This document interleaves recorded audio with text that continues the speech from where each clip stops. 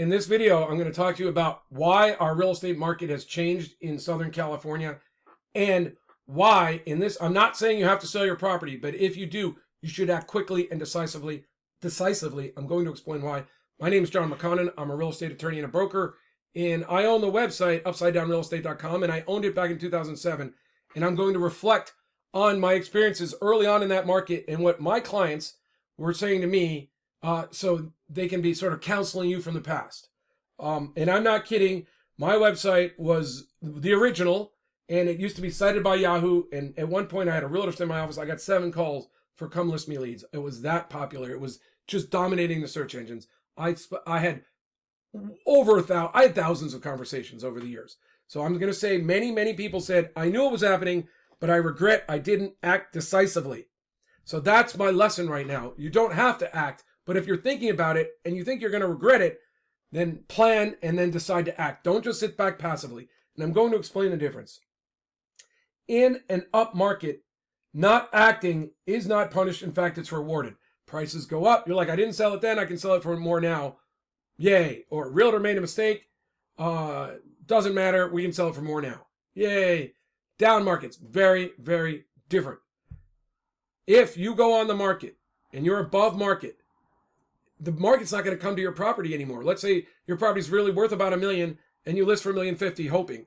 There might be 1 or 2 buyers out there that want your house in your neighborhood, that like your property for reasons, maybe it's their babysitter or their relatives or their schools, and they're like, I'll pay a little more for that house.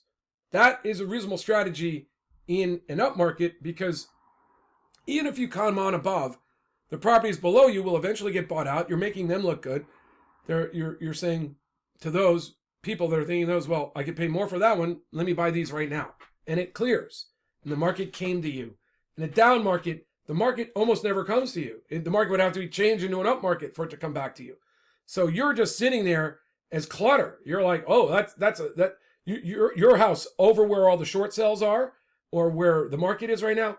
You become a story for the other realtors when they go out and listing appointments. They're like, see this person, they've been over the market now for 2 or 3 months. It happens all the time. They're eventually going to go in and price below these homes so they can get the buyers that weekend that are looking to buy, and they sell. But while they're sitting out there, they're just letting the market go down and down and down and down against them. They are a cautionary tale. Don't be a cautionary tale in this market. Now I'm going to tell you the mechanics of why that happens.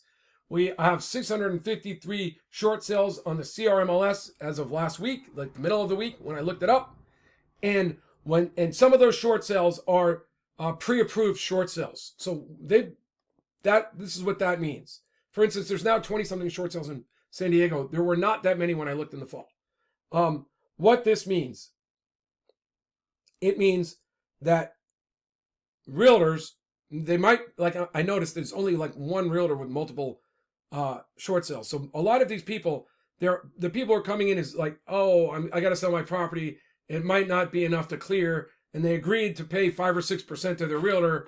And now they're in like limbo. If they pay 6% to their realtor, they're not going to be able to clear their liens. So they have to go short. And they were not intentionally short. It wasn't part of a strategy. They're just sort of accidentally short because they didn't understand contracts.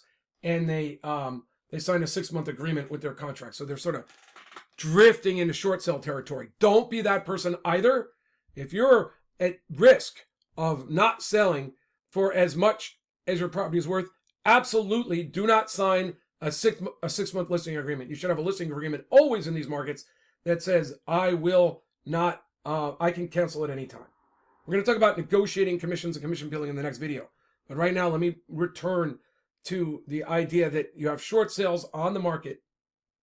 However they got there, doesn't matter. But the realtors are going to understand that the buyers will make offers. They're like, yeah, I'd like to buy this home at that price right now. Yeah, so yeah, you can submit my offer to the bank. But they're going to keep looking. So on those short sales, if the bank takes 2 or 3 months, if those buyers, most of those buyers will be gone. They'll not be the people who submitted the offer.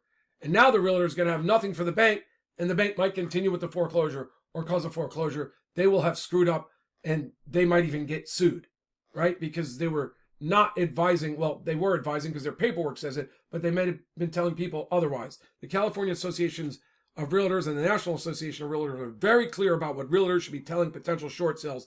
And they have to be advising them to talk to attorneys and tax people or attorneys who can do tax. But they don't. And now they're stuck.